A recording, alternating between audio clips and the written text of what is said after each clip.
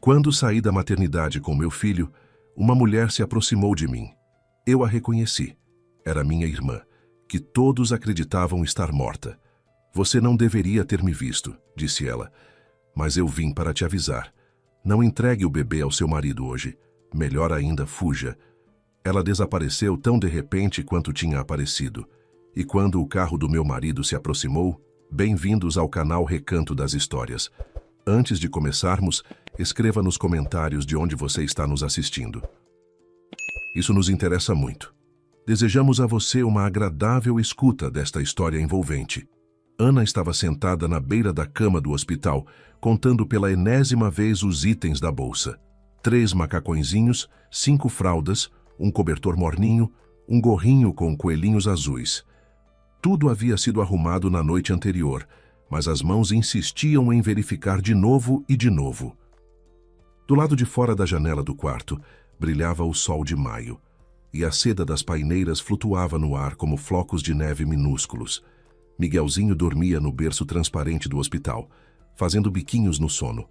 Ana se debruçou sobre ele e aspirou aquele cheiro especial de leite, creme de bebê e algo inefavelmente familiar.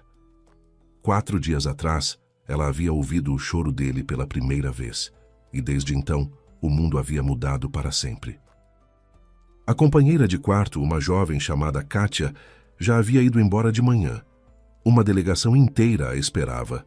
O marido com um buquê enorme, a sogra com balões coloridos, as amigas com câmeras. Ana olhava pela janela enquanto eles se acomodavam nos carros e sorria. Em breve viriam buscá-la também. Rafael havia prometido chegar às 11. O relógio marcava 10h30 e Ana decidiu verificar o telefone mais uma vez. A mensagem do marido havia chegado às 8 da manhã. Meu amor, preparei tudo. Me espere na entrada principal. Vai ter surpresa. Ela sorriu relendo as palavras. Rafael adorava surpresas. Em 3 anos de casamento, ele a havia surpreendido mais de uma vez. Um jantar no terraço de um restaurante, uma viagem a Paris no fim de semana, um colar de brilhantes no aniversário de casamento. A vida deles parecia um conto de fadas bonito, um apartamento espaçoso no centro da cidade, com vista para o rio, carros caros, férias nas Maldivas. Eles se conheceram por acaso no aniversário de uma amiga em comum. Ana trabalhava como tradutora numa pequena agência, morava num apartamento alugado de um cômodo nas franjas da cidade e nem sonhava com um homem assim.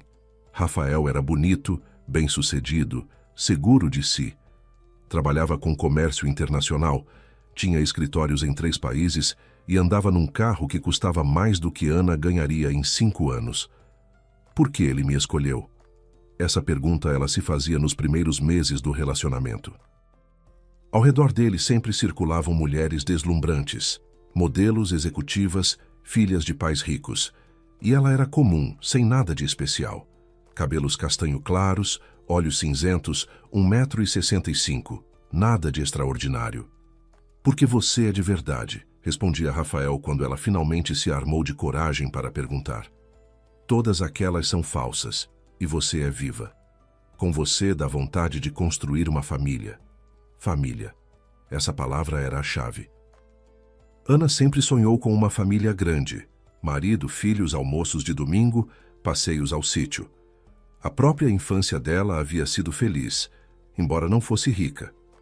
Os pais moravam numa cidadezinha no interior, a 300 quilômetros da capital. O pai trabalhava numa fábrica, a mãe na biblioteca da escola. Ela e a irmã Marina cresceram no amor e no cuidado.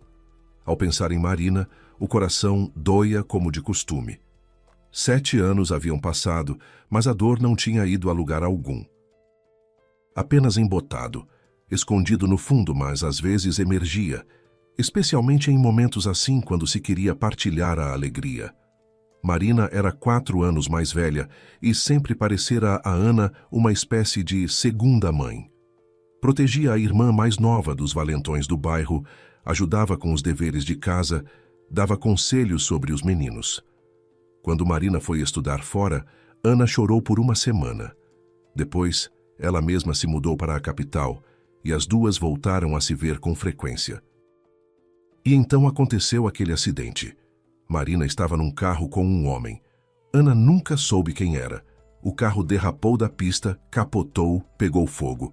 Os corpos ficaram tão carbonizados que o reconhecimento foi feito pelos dentes e pelas joias. Marina usava uma aliança que a avó lhe havia dado, prata com turquesa. A encontraram num braço enegrecido pelo fogo, velório de caixão fechado, pois o corpo estava irreconhecível. Ana se levantou e foi até o espelho. Olhou para uma mulher magra de 32 anos, com olheiras escuras e cabelos castanhos despenteados. O parto havia sido difícil, 12 horas de contrações. No final, precisaram de anestesia peridural. Mas agora isso não importava. Tirou a nécessaire da bolsa e tentou se arrumar. Um pouco de base, rímel, batom rosa claro. Rafael sempre dizia que a amava sem maquiagem, mas hoje era um dia especial. No corredor ouviram-se passos, e a enfermeira Dona Valentina apareceu na porta.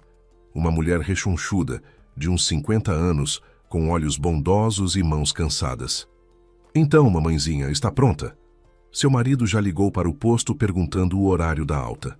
Sim, quase arrumada. Ana fechou a bolsa. Só que o Miguelzinho ainda está dormindo, não quero acordá-lo. Não tem problema, você acorda, amamenta e vão embora. Você está no peito, né? Ana acenou com a cabeça. Com o leite não havia problema. Inclusive precisava tirar o excesso. Dona Valentina ajudou a enrolar o bebê, que havia acordado num envelope azul com rendas. Miguelzinho franziu o rosto descontente, mas não chorou. Apenas olhou para a mãe com seus olhinhos opacos de recém-nascido. Que lindo, se derreteu a enfermeira. 3,753 kg. Um valentão. Todo do pai, imagino. Do pai, concordou Ana. Embora, na verdade, Miguelzinho por enquanto se parecesse simplesmente com um bebê, enrugado, avermelhado, com olhinhos inchados. Eles haviam demorado muito para conseguir ter um filho. 2 anos de tentativas, 3 ciclos de terapia hormonal, uma fertilização in vitro mal sucedida. Os médicos davam de ombros. Ambos pareciam saudáveis, mas não conseguiam. Ana já havia começado a pensar em adoção, mas Rafael era categoricamente contra. Eu preciso do meu filho, ele dizia. Meu filho de verdade do meu sangue. Quando o teste finalmente mostrou 2 listrinhas, Ana não acreditou nos próprios olhos. Fez mais 5 testes, depois foi correndo ao laboratório para o exame de beta-HCG. E só quando o médico do ultrassom lhe mostrou um pontinho minúsculo com um coraçãozinho pulsando, ela desatou a chorar de felicidade ali mesmo no consultório. Rafael, naquele dia, chegou em casa com um urso de pelúcia enorme e uma garrafa de espumante sem álcool. Ficaram sentados no chão da sala, entre almofadas jogadas por toda parte, rindo como crianças e fazendo planos. Menino ou menina? Que nome escolher? Em que escola colocar mais tarde? A criança ia herdar os idiomas da mãe ou seguiria os negócios do pai? Vamos chamar de Miguel se for menino, disse Rafael. Em homenagem ao meu avô. Era um homem de verdade. Fez toda a guerra, lutou na Itália. Ana concordou. Gostava daquele nome. Simples, sólido, e queria agradar ao marido. Ele havia investido tanto naquela gravidez. Os melhores médicos, a melhor clínica, vitaminas importadas, massagens, yoga para gestantes, uma auxiliar de enfermagem, uma menina nova com sardas e trança, ajudou-a a descer até a entrada principal. Ela carregava a bolsa enquanto Ana descia as escadas com cuidado, o bebê nos braços. O elevador da ala antiga da maternidade estava quebrado fazia uma semana e todo mundo descia a pé. Ana contava os degraus. 24 até o patamar, depois mais 24, e tentava não pensar na dor que sentia no corpo inteiro depois do parto. Na entrada havia um tumulto de pessoas. Várias famílias felizes se fotografavam na escadaria.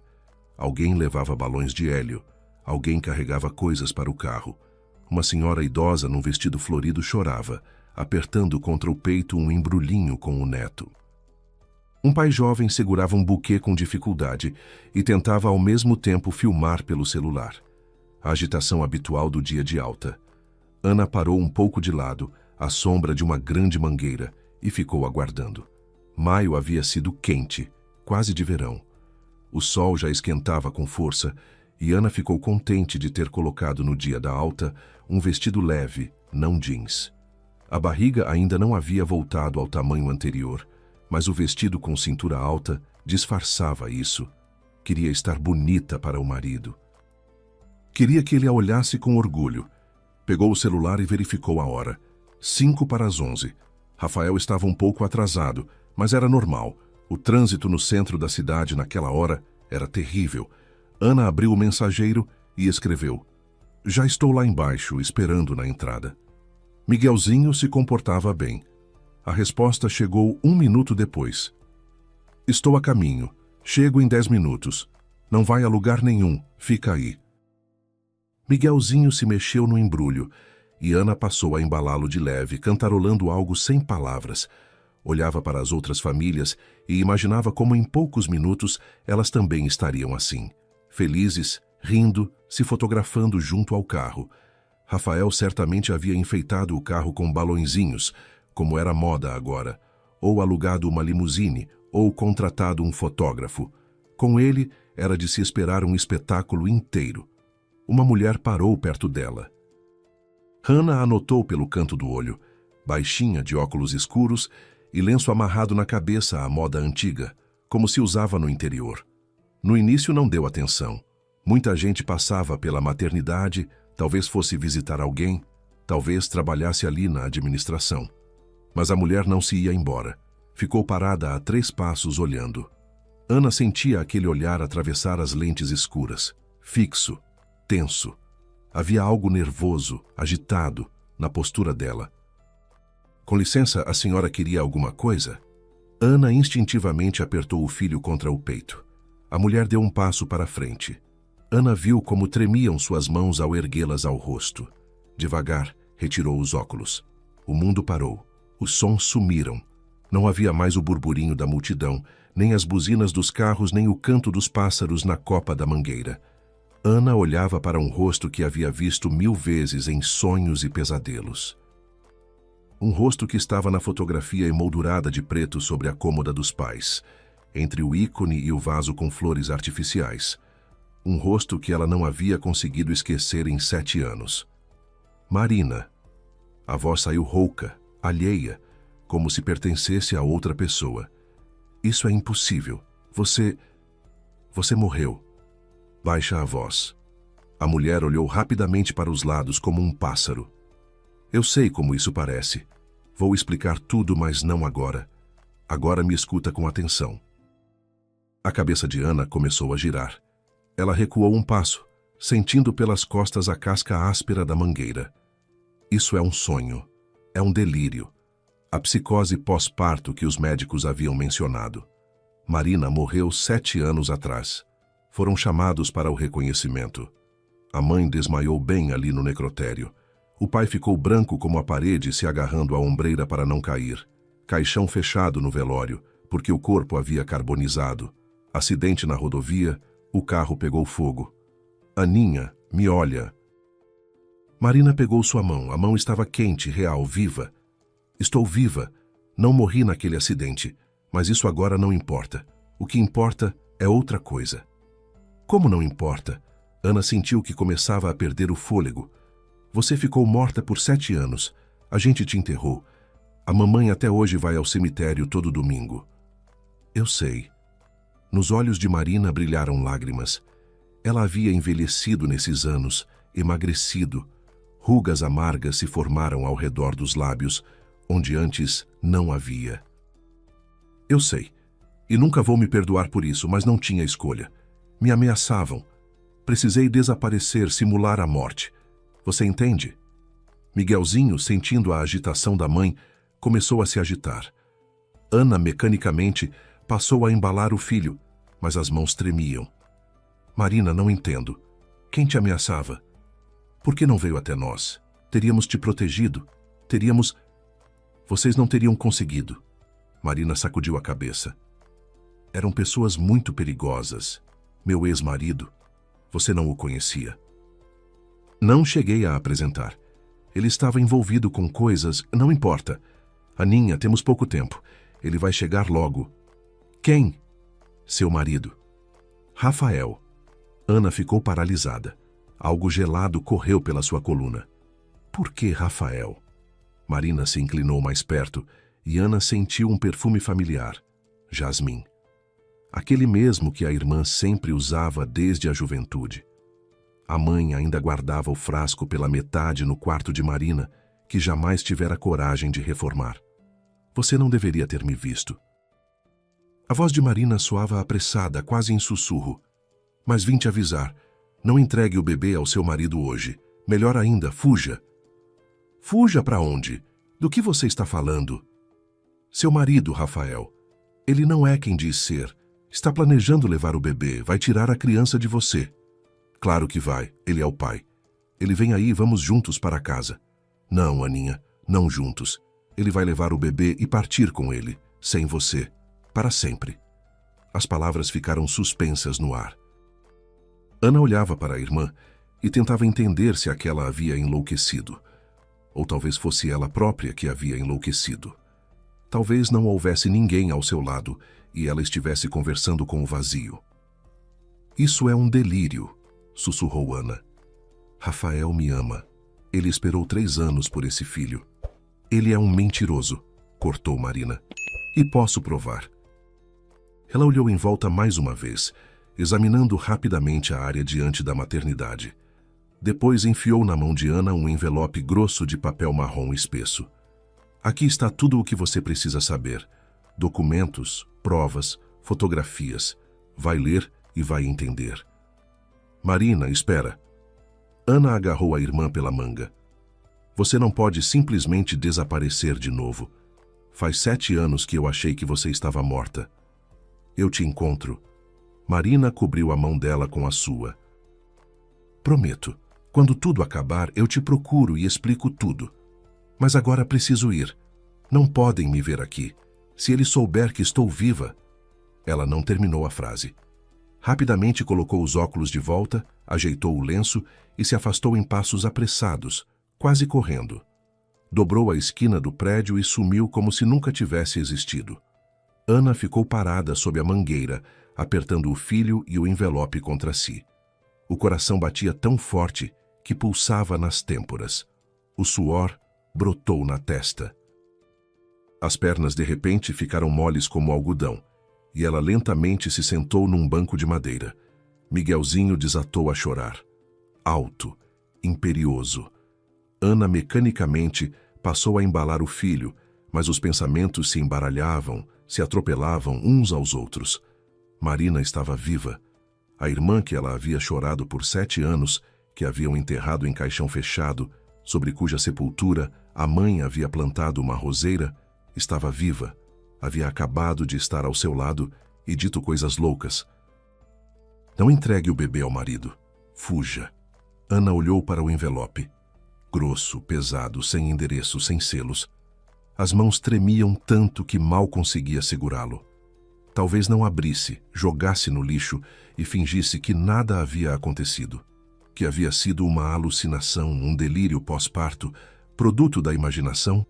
Mas o perfume, o jasmim que ela reconheceria entre 1000, e a pinta no pescoço do lado esquerdo, pequenininha, em forma de meia-lua. Essa não se falsificava. Com os dedos trêmulos, Ana rasgou o envelope. Dentro havia uma pilha de papéis. Ela os puxou para fora, tentando não deixar cair e ao mesmo tempo segurar Miguelzinho, que continuava a se agitar. A primeira era uma fotografia, brilhante, colorida, claramente tirada num estúdio profissional. Rafael, seu marido, de camisa de linho bronzeado, sorrindo. Ao lado dele havia uma mulher bonita com longos cabelos negros e olhos amendoados. Ela o abraçava pela cintura e ele havia posto o braço nos ombros dela.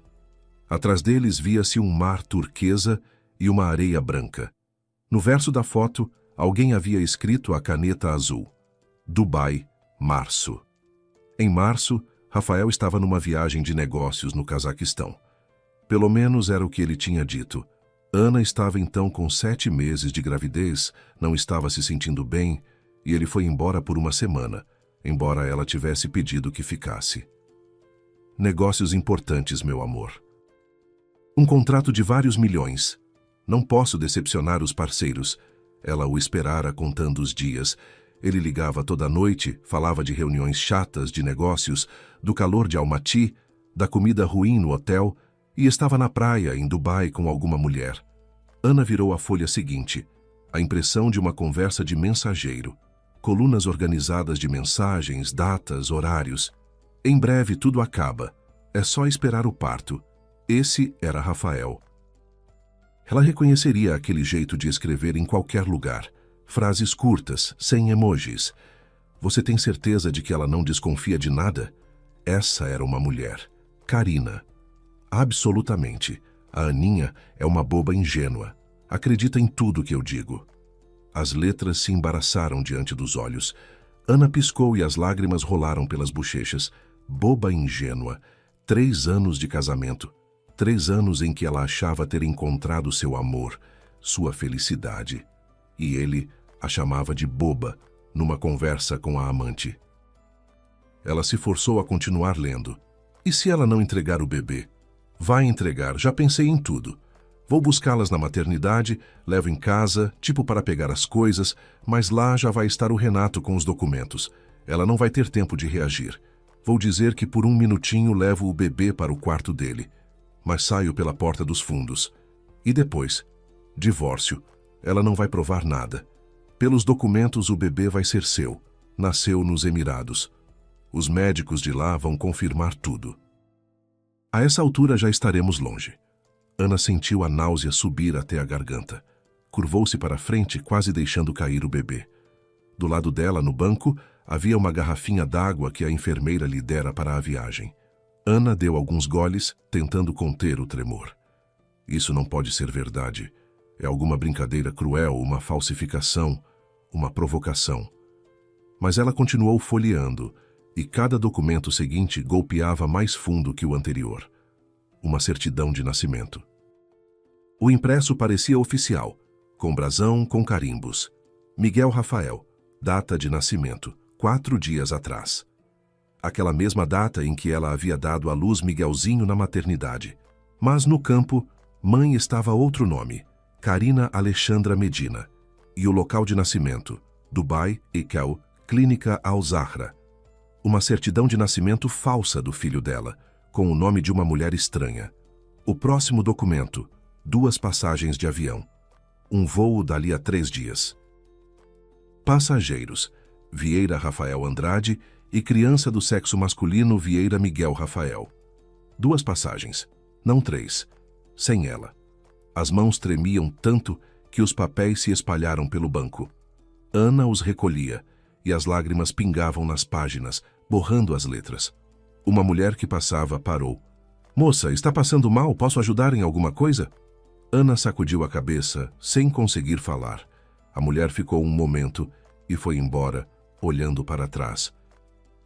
Miguelzinho voltou a chorar, dessa vez com insistência, com fome. Ana o apertou contra o peito e começou a se balançar para frente e para trás, sem saber se tentava acalmá-lo ou a si mesma. 3 anos.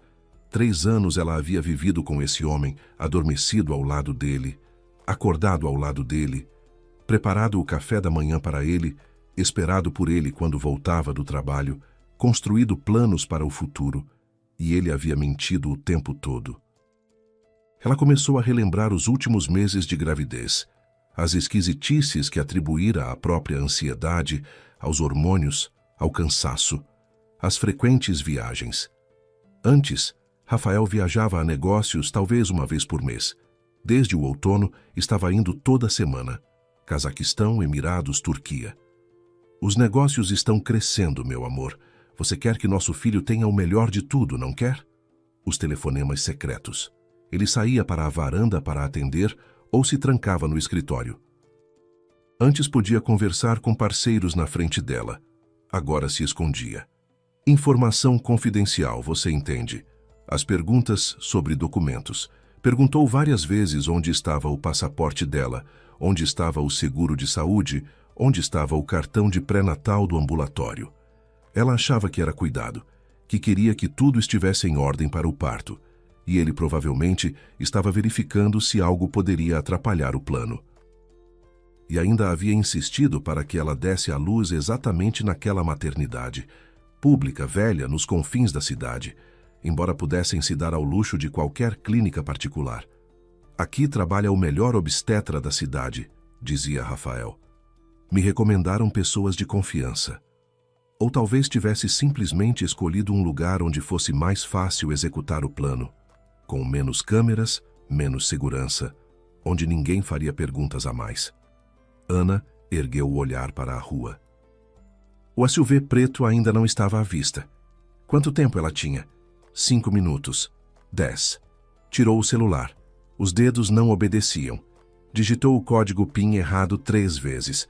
A tela travou por 1 minuto. Ana ficou olhando para o contador, sentindo os segundos preciosos escorregarem. Enfim, o celular destravou. Para quem ligar? Para a polícia? E o que dizer? Bom dia, meu marido quer roubar nosso bebê. Fiquei sabendo pela minha irmã morta. Iam achar que ela estava louca. Helena, a amiga de infância. Haviam estudado juntas na escola. Depois fizeram vestibular juntas. Ana foi para letras, Helena para a academia de polícia.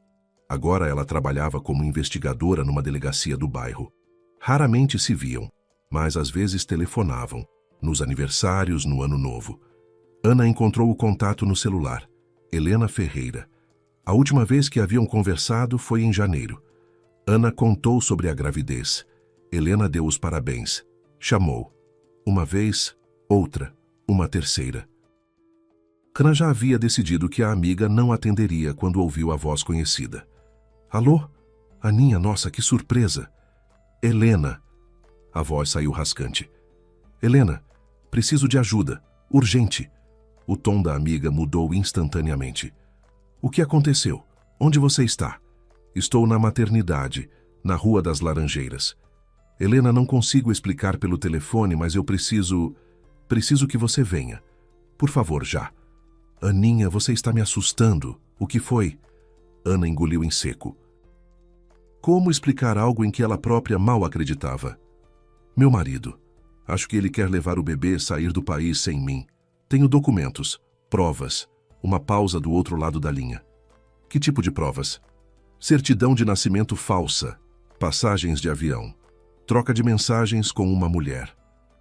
De onde você tirou esses documentos? Helena, eu sei que parece loucura, mas... Ana hesitou. Falar sobre Marina? Helena a conhecia. Havia estado no enterro dela. Se dissesse que os documentos vinham de uma falecida, com certeza concluiria que Ana havia enlouquecido. Me passaram. Não importa quem. Importa que são verdadeiros. Helena, por favor. Ele vem chegando. Estou com medo de entrar no carro com ele. Uma nova pausa. Ana ouvia a amiga trocar palavras com alguém no escritório. Tudo bem, me escuta bem. A voz de Helena ficou clara, assertiva. Onde exatamente você está agora? Na entrada principal? Sim. Debaixo de uma árvore à direita da escadaria.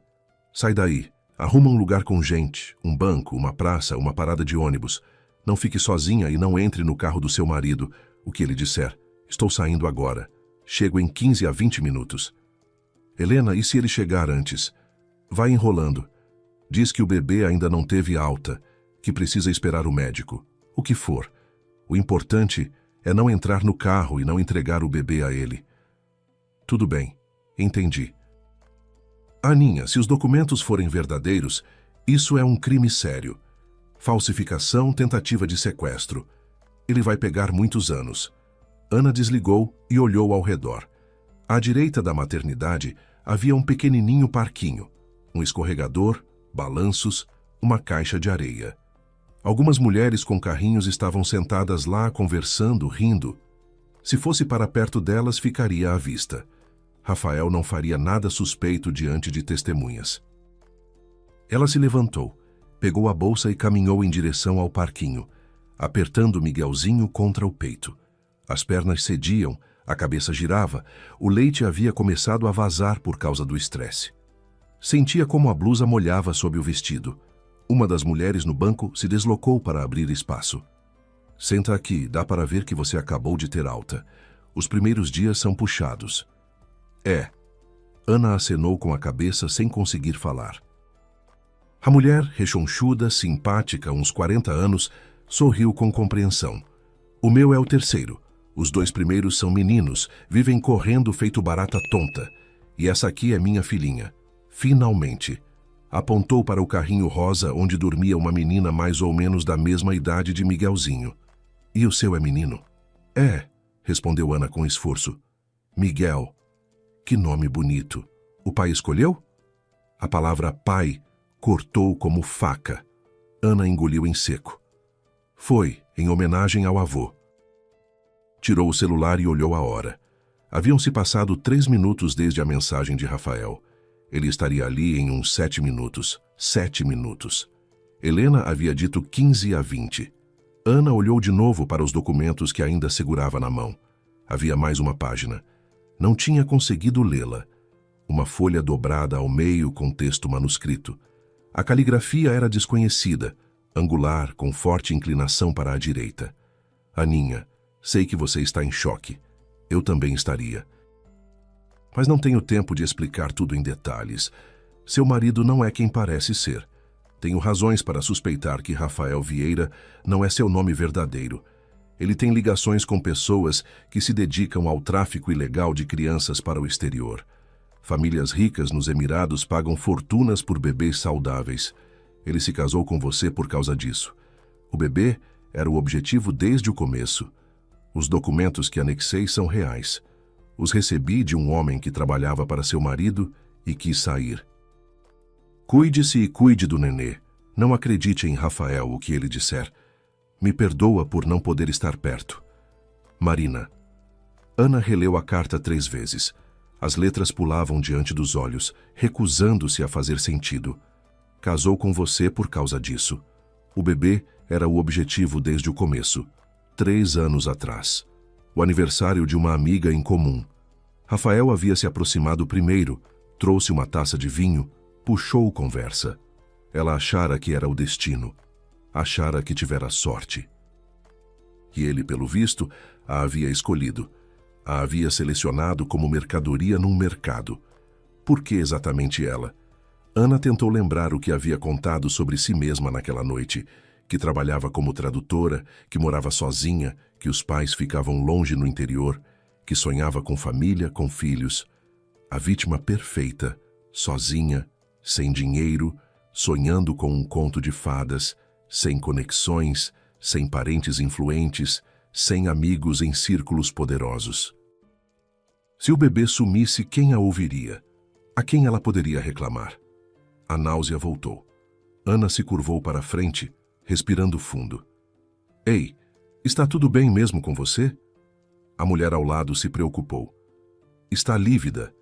Quer que eu chame um médico? Não, obrigada. Só enjoei um pouco, já passa. Ela se forçou a sentar direita. Não podia chamar atenção, não podia demonstrar que algo estava errado. Se Rafael a visse naquele estado, entenderia que ela sabia.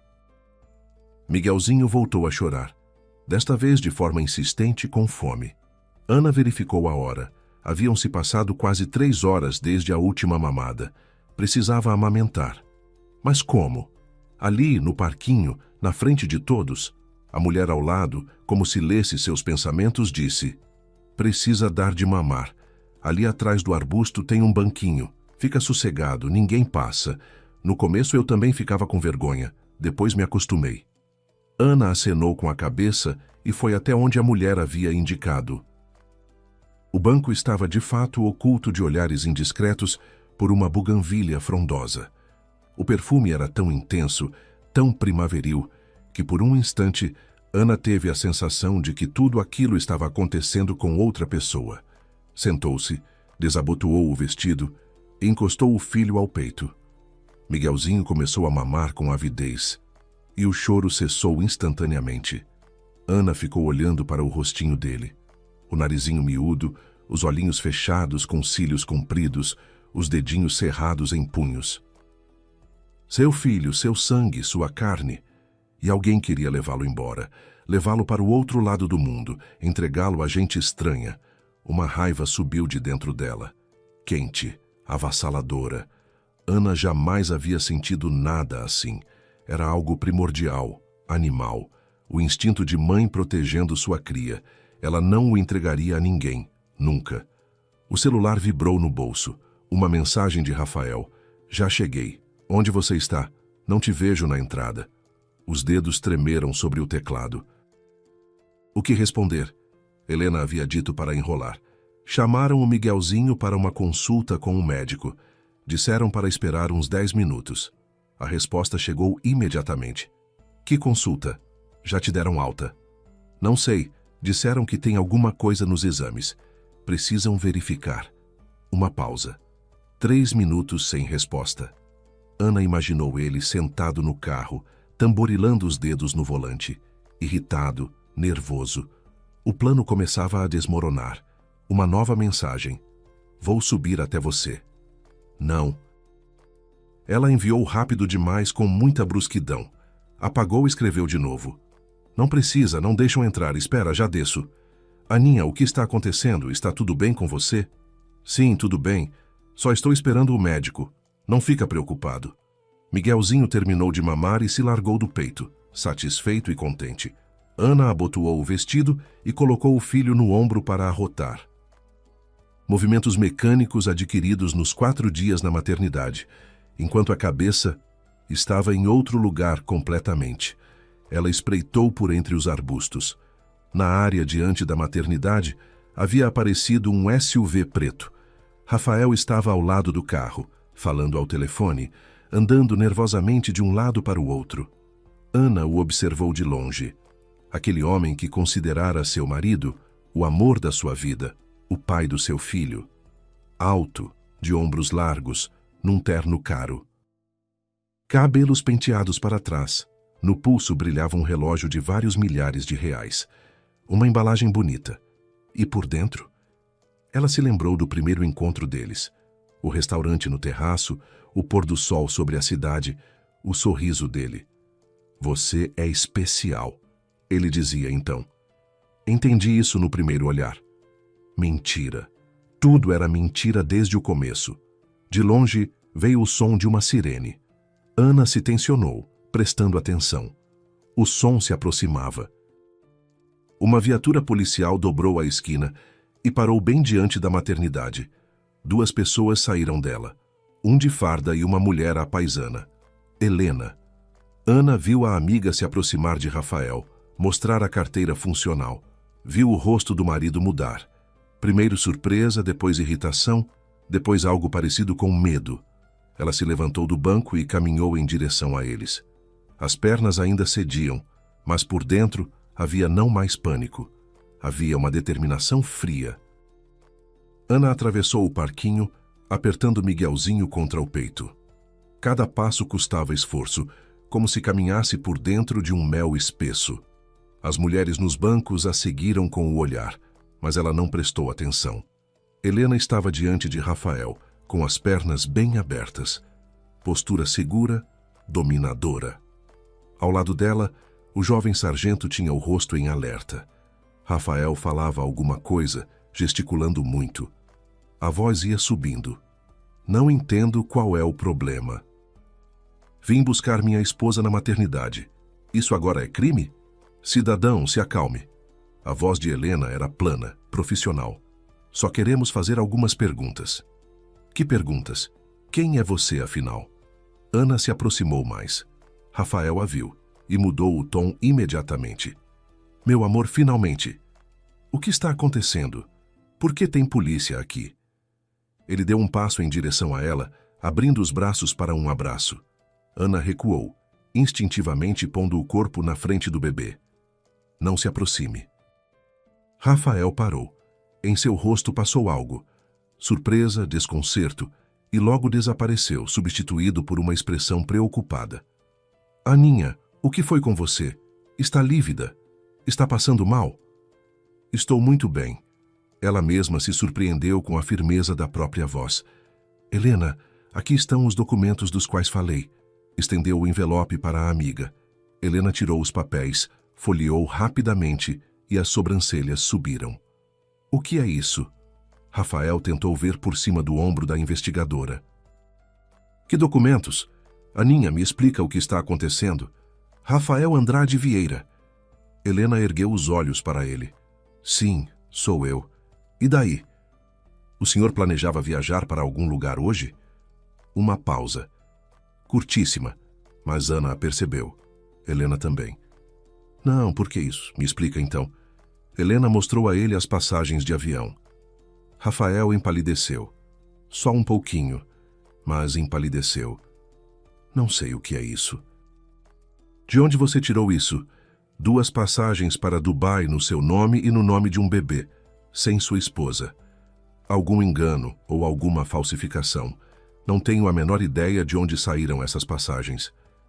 E isso? Helena mostrou a certidão de nascimento com o nome de Carina Medina. Rafael ficou em silêncio. Ana viu como ele pensava febrilmente. Procurava uma saída. Explicações, mentiras. Isso também não sei. Nunca vi esse documento. Rafa. Ana ouviu sua própria voz como se viesse de longe. Quem é Carina? Ele se virou para ela.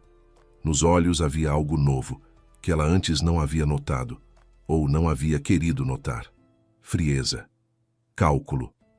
Aninha, meu amor, não conheço nenhuma Carina. Isso é alguma provocação? Alguém quer nos separar, destruir nossa família. Então como você explica isso? Ela mostrou a fotografia, aquela do envelope. Ele e a mulher de cabelos negros na praia. Rafael olhou para a foto e seu rosto foi lentamente se petrificando. Onde você arranjou isso? Não importa. O que importa é quem é ela e por que você estava com ela em Dubai quando me disse que ia para o Cazaquistão. Ele ficou em silêncio. Por 1 segundo. 2. 3. E então aconteceu algo estranho. Seus ombros afundaram, o rosto se descontraiu e ele sorriu. Calmo, quase afável. Tudo bem, disse ele em voz baixa. Tudo bem, Aninha, você me pegou. Helena fez um sinal para o sargento que se aproximou. Rafael Andrade Vieira, nos acompanhe até a delegacia. Aguarda. Ele levantou as mãos num gesto conciliatório. Vou explicar tudo. Sim, tenho uma mulher, Carina. Estamos nos vendo faz 1 ano. É uma traição banal, nada mais do que isso. Não estava planejando sequestrar ninguém. E as passagens? E os documentos falsos? Carina queria que eu deixasse minha esposa. Ela é um pouco desequilibrada, sinceramente. Provavelmente foi ela que falsificou os documentos para me incriminar. Uma chantagem, entende? Ele falava com tanta convicção que por um instante Ana hesitou. Talvez fosse verdade. Talvez fosse uma vingança da amante traída. Mas Helena não foi convencida. Versão interessante. Então o senhor não vai se opor se examinarmos seu carro. Rafael parou. Para quê? Para verificar. Se não tem nada a esconder, não vai se opor. Ele ficou em silêncio por tempo demais. Ana viu como os músculos da mandíbula contraíam sob a pele bronzeada. Vocês têm mandado? Não. Mas se o senhor se recusar, podemos detê-lo até o esclarecimento das circunstâncias e obter um mandado. Escolha. Uma pausa. Tensa, viscosa. Depois Rafael deu de ombros. Tudo bem, pode olhar. Não sou culpado de nada. Abriu o carro. O SUV preto estava impecavelmente limpo, cheirando a couro e colônia cara. No banco traseiro havia uma cadeirinha infantil nova, ainda na embalagem original. Comprei ontem, explicou Rafael, para o meu filho. Helena deu a volta no carro, olhou no porta-luvas, abriu o porta-malas. Lá estava uma mala de viagem. É sua? Sim. Roupas para a Aninha e o bebê, para os primeiros dias. Helena abriu a mala. Dentro havia roupinhas de bebê, macacõezinhos, fraldas, mamadeiras, e embaixo delas uma pasta com documentos. Ana observou a amiga ir puxando um papel após outro. O passaporte estrangeiro de Rafael, alguns contratos em árabe e mais um documento de viagem infantil claramente falsificado. As páginas internas apresentavam adulterações visíveis nos carimbos e na data de emissão, e a foto colada era de um recém-nascido que só poderia ser Miguelzinho, tirada nos últimos dias. Interessante, Helena ergueu o passaporte falsificado. O que é isso? Como aparece a foto do bebê num documento adulterado com data de dias atrás? Rafael empalideceu. Dessa vez de verdade, até ficar lívido. Não sou eu e não é meu. Alguém colocou no meu carro fechado debaixo das minhas roupas. Escuta, exijo um advogado. Vocês não têm o direito. Rafael Andrade Vieira, o senhor está detido sob suspeita de preparação de sequestro de menor de idade e falsificação de documentos. O senhor tem o direito de permanecer em silêncio. Tudo o que disser poderá ser usado contra o senhor em juízo. Helena acenou para o sargento, que sacou as algemas. Rafael recuou um passo. O rosto se distorceu. Aninha, diz a eles que é um mal-entendido. Eu te amo. Amo nosso filho. Você me conhece. Ana o encarou e sentiu como algo se rompia por dentro. 3 anos. 3 anos ela havia adormecido ao lado daquele homem, acreditado em cada palavra sua, construído planos para o futuro, e ele havia mentido o tempo todo, usado ela, enxergado nela apenas uma incubadora para o filho que planejava roubar. Não te conheço, disse ela em voz baixa. Nunca te conheci. As algemas clicaram nos pulsos dele. Rafael se contorceu, tentou se soltar, mas o sargento segurava firme. Vai se arrepender disso. A voz mudou, ficou cortante, raivosa. A máscara do marido carinhoso havia caído de vez. Acha que é o fim? Tenho conexões, tenho dinheiro. Saio amanhã mesmo, e aí? Leve-o, ordenou Helena. O sargento conduziu Rafael até a viatura. Ele ainda gritava alguma coisa, mas Ana já não escutava. Ficou parada, apertando Miguelzinho contra si, e olhava para o homem que havia considerado seu marido ser colocado no banco traseiro da viatura policial. Miguelzinho acordou com o barulho e começou a choramingar. Ana mecanicamente o embalou. Aninha! Helena se aproximou, pôs a mão no ombro dela. Você precisa ir conosco à delegacia prestar depoimento. Agora, quanto antes melhor. Enquanto está tudo fresco na memória. Ana acenou com a cabeça. Ela se sentia estranhamente vazia, leve, como se todas as emoções tivessem sido drenadas de dentro dela. Choque. Provavelmente era o choque. Ajudaram-na a entrar num carro diferente, não naquele onde estava Rafael. Helena se sentou ao lado dela. Como você está? Não sei, respondeu Ana com sinceridade. Por enquanto, nada. É normal. Depois vem tudo de uma vez. O carro arrancou. Ana olhava pela janela para a cidade que passava e tentava assimilar o que havia acontecido. 2 horas atrás, ela era uma mulher feliz esperando o marido na porta da maternidade. E agora ia para a polícia prestar depoimento contra o homem com quem se casara. Na delegacia havia barulho e agitação. Ana foi levada a uma sala separada, uma pequenininha com paredes descascadas e móveis de repartição. Helena trouxe um chá em copo plástico e um sanduíche. Come, você está amamentando, precisa de forças. Ana obedientemente mordeu o sanduíche, embora não sentisse gosto nenhum. O interrogatório durou quase 2 horas. A investigadora, uma mulher de mais idade com olhos cansados e cabelos grisalhos presos num coque severo, fazia perguntas com voz calma, quase monótona. Quando você se conheceu com o seu marido, como foi a relação? Notou alguma coisa estranha? Ana falou sobre as viagens frequentes, os telefonemas secretos, a insistência com que Rafael lutava para ter um filho, sobre como havia escolhido aquela maternidade, como havia insistido para buscá-la na alta pessoalmente. E esses documentos, de onde vieram? Ana hesitou. Sobre Marina ainda não havia contado nada. Como explicar que as provas vieram de uma mulher que todos consideravam morta? Me passou uma informante. Quem exatamente? Não posso dizer. Não agora. A investigadora a encarou por um longo instante. Ana, a senhora entende que isso é importante para o caso? Precisamos estabelecer a origem da informação, verificar a autenticidade dos documentos. Eles são autênticos.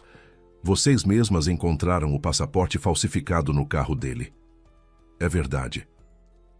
Mas vou precisar que a senhora me conte depois. Precisamos nos encontrar novamente. Ana sentiu como o nó voltava à garganta. Por favor, não agora. Preciso de tempo. A investigadora ficou quieta. Depois acenou com a cabeça. Tudo bem. Por hora está suficiente. Miguelzinho acordou e chorou, com insistência, com demanda. Ana verificou a hora. Tinham-se passado 3 horas desde a última mamada. Preciso amamentar o bebê. Claro. Ali atrás da porta tem uma sala de descanso. Tem um sofá, pode-se instalar. A sala de descanso era um minúsculo quartinho com um sofá fundido e uma lâmpada fraca. Mas Ana estava indiferente. Sentou-se, desabotoou a blusa e colocou o filho ao peito. Miguelzinho mamou avidamente. Seus punhozinhos abriam e fechavam. Ana o olhava e pensava em como havia sido perto. Mais alguns minutos, e ela teria entrado no carro com Rafael. E então? A porta se abriu com cuidado. No batente estava Helena. Posso entrar?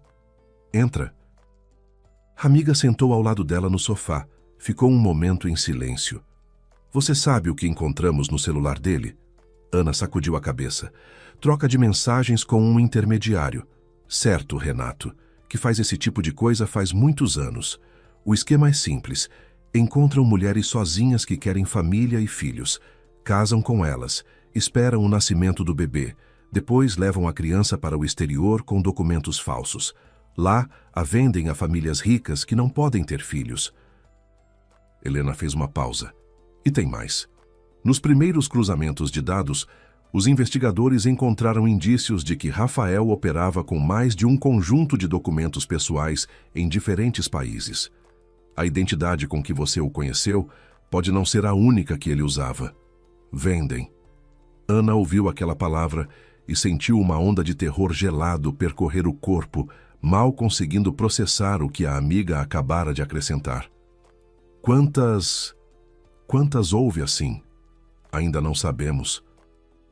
A investigação está começando, mas pelo teor das conversas, seu marido está nesse negócio faz tempo. Ele não é meu marido, disse Ana em voz baixa. Não é mais. Helena cobriu sua mão com a dela. Você foi corajosa.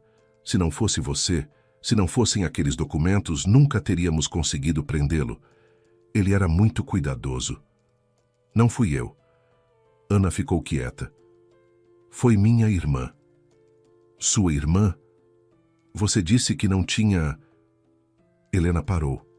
Espera. Marina? Mas ela morreu. É o que eu também achava. Até hoje. Ela contou tudo. Sobre a mulher de óculos escuros perto da maternidade, o perfume familiar de jasmim, a pinta no pescoço, o envelope com documentos, a carta. Helena ouviu em silêncio, sem interromper. Quando Ana terminou, ficou calada por um bom tempo. Isso... não sei nem o que dizer. Você tem certeza de que era ela? Com absoluta certeza. Conheço minha irmã. Mas como? Por quê?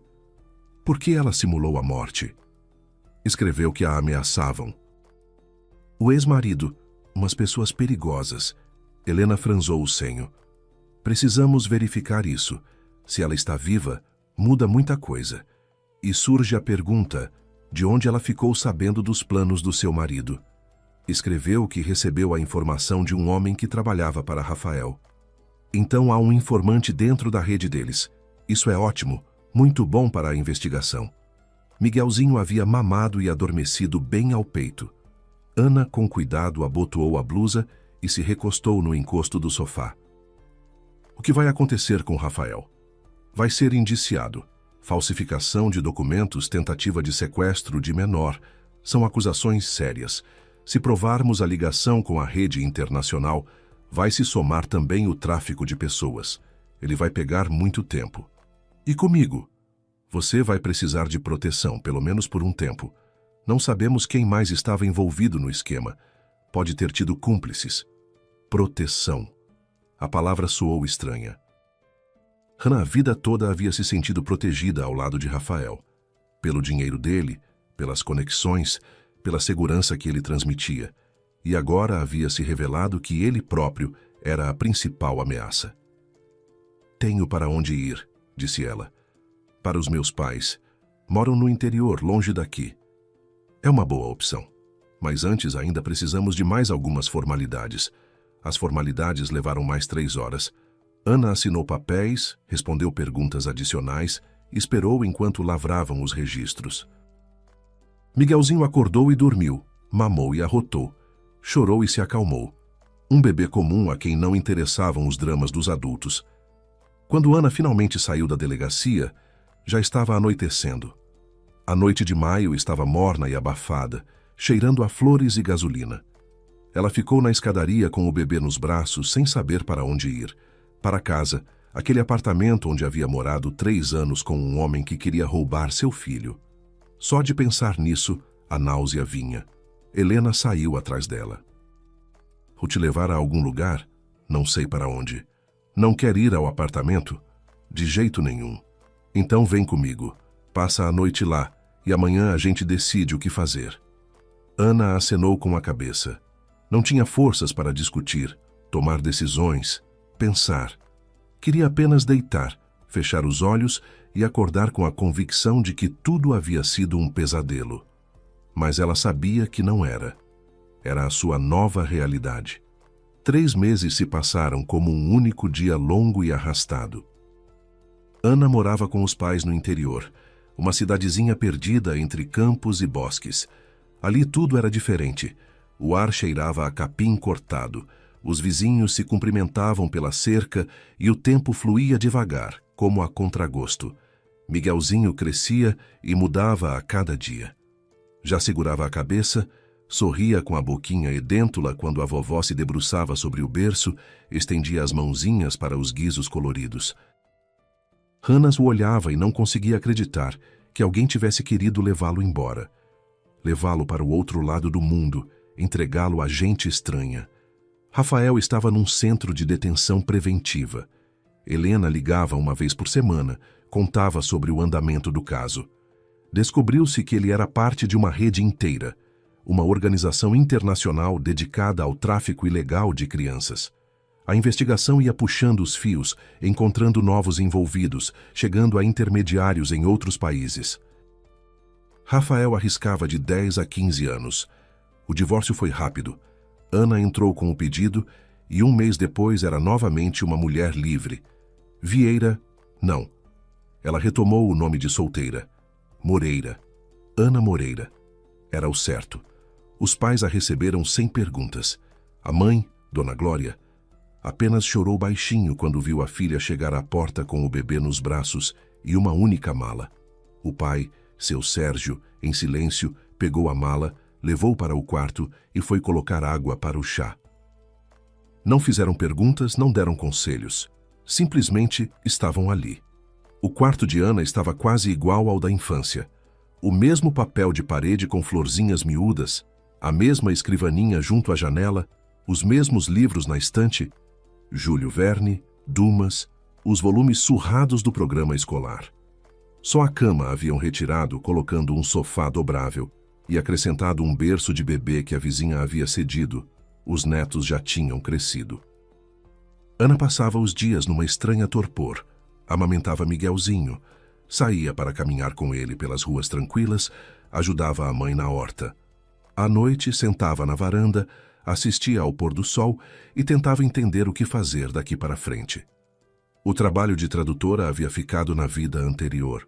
O dinheiro, as poucas economias que tinha na conta pessoal, estava acabando. Era preciso decidir alguma coisa, mas não havia forças. Pensava em Marina o tempo todo. Onde ela estaria agora? Por que não dava notícias? Estaria viva? Ou aquele encontro perto da maternidade havia sido a única e última aparição? Ana contou para os pais. Não imediatamente. Levou 2 semanas para reunir coragem. Estavam sentados uma noite na cozinha tomando chá com geleia. Miguelzinho dormia no berço no quarto ao lado. Mãe, pai, preciso contar uma coisa. Eles a olharam com cautela, com ansiedade. Provavelmente esperavam mais uma má notícia. A Marina está viva. A mãe derrubou a colher. Ela caiu no chão com um tilintar fino e rolou para debaixo da mesa. O que você disse? Marina. Ela não morreu naquele acidente. Ela simulou a morte. O pai ficou imóvel. Apenas os dedos branquejaram na asa da xícara. Aninha. A voz da mãe tremia. Você está cansada. Você passou por tanta coisa. Talvez tenha sido impressão sua. Não foi impressão. Eu a vi. Ela se aproximou de mim perto da maternidade. Ela me deu os documentos que salvaram o Miguelzinho. Ana contou tudo.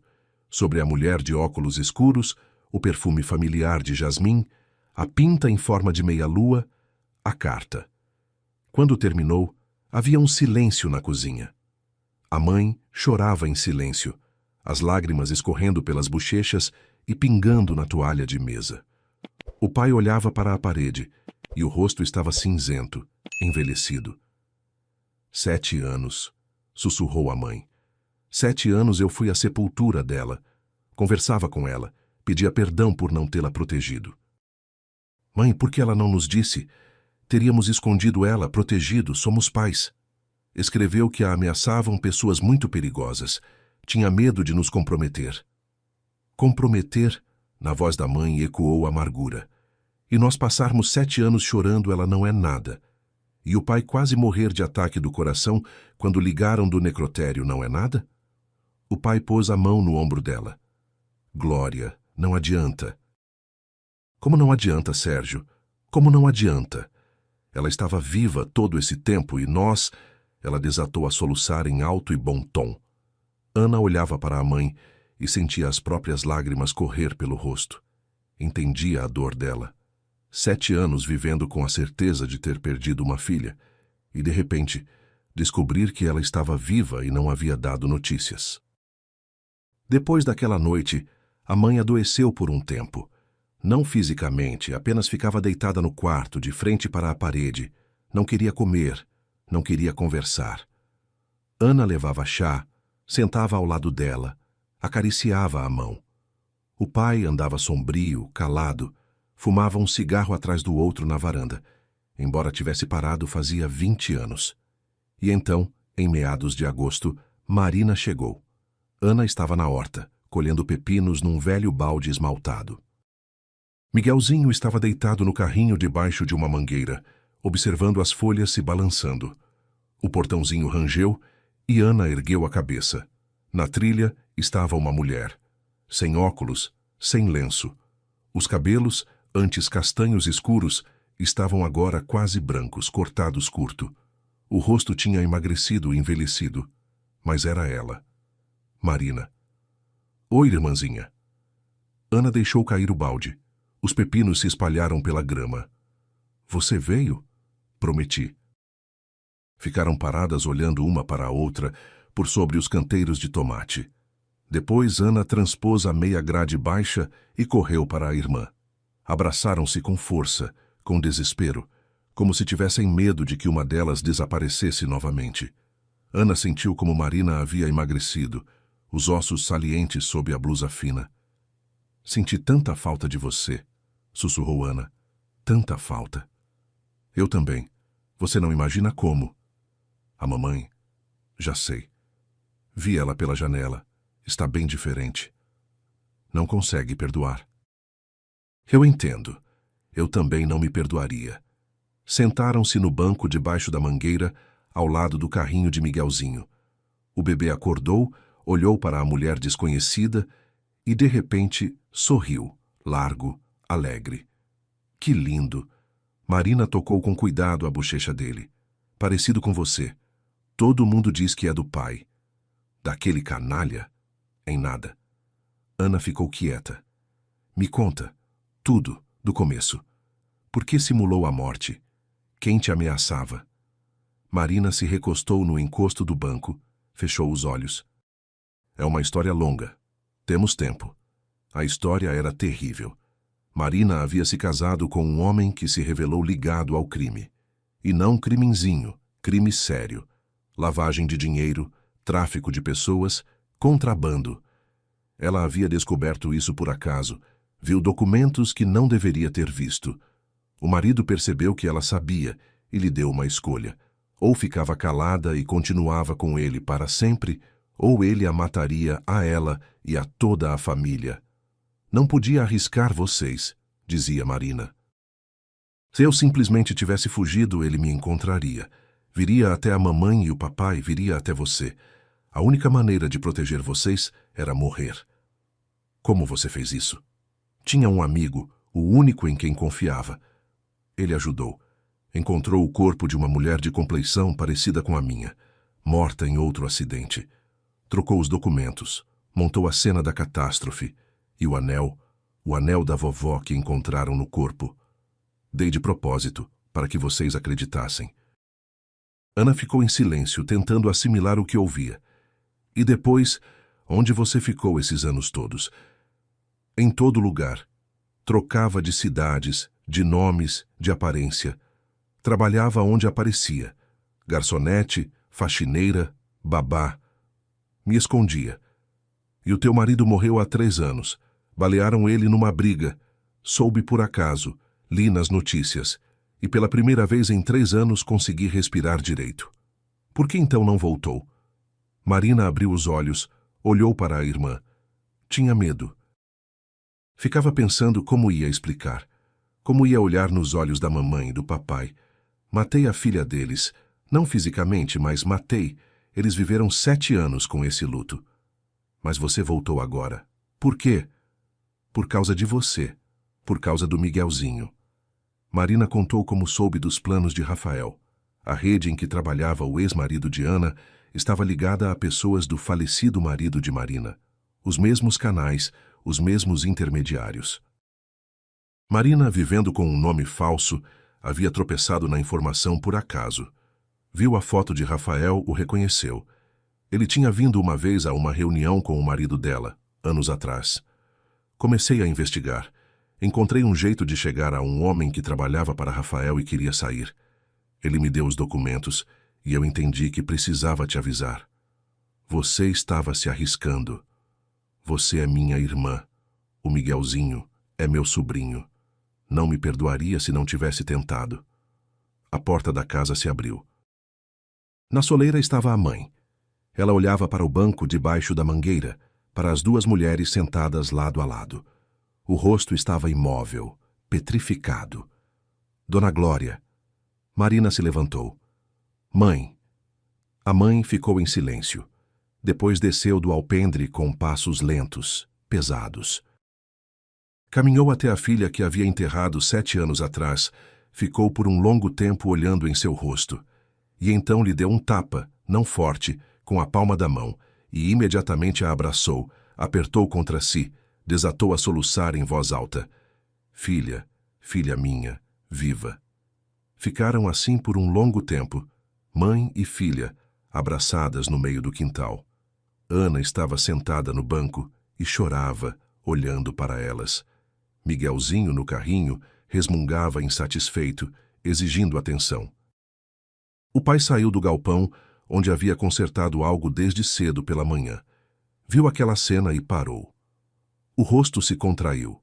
Ele se aproximou, abraçou a esposa e a filha mais velha, e os 3 ficaram ali, envelhecidos, grisalhos, que tanto haviam vivido. À noite se sentaram à mesa no quintal.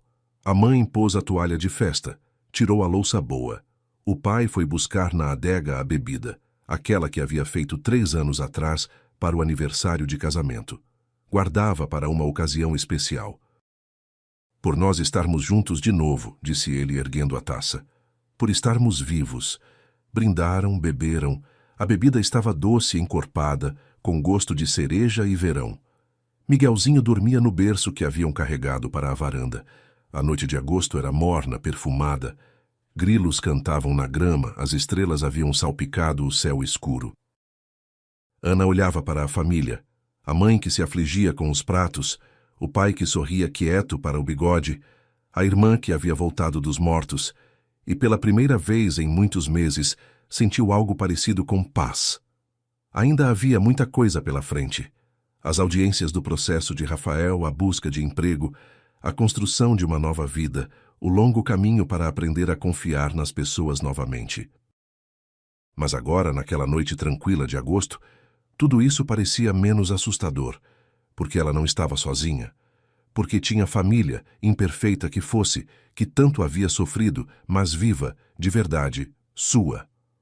A mãe colocou mais um bife no prato dela. O pai encheu a xícara de chá. Marina contava alguma coisa sobre a cidade onde havia morado no último ano, pequena do litoral, com coqueiros e mar. Talvez um dia a gente vá lá junto, disse ela, levar o Miguelzinho para ver o mar. O mar, repetiu a mãe sonhadora. Faz anos que não vejo o mar. A gente vai, toda a família. Ana sorriu. Toda a família. Fazia quanto tempo que não pronunciava essas palavras? Miguelzinho acordou, começou a choramingar. Ana se levantou, pegou-o nos braços, apertou-o contra si. Ele se acalmou imediatamente, enfiou o narizinho no pescoço dela. Ela ficou na varanda embalando o filho e olhando para as estrelas. Lá fora, longe, seguia sua própria vida. Grande, barulhenta, indiferente. Mas aqui nessa casinha pequena, cercada de pessoas queridas, havia tudo de que se precisava. Às vezes a vida nos tira tudo para depois devolver em dobro. O principal é não ter medo de acreditar no milagre e esperar a própria noite de agosto. Obrigado por nos ouvir. Aqui foi o canal Recanto das Histórias. Escrevam nos comentários o que acharam. Se gostaram, inscreva-se no canal.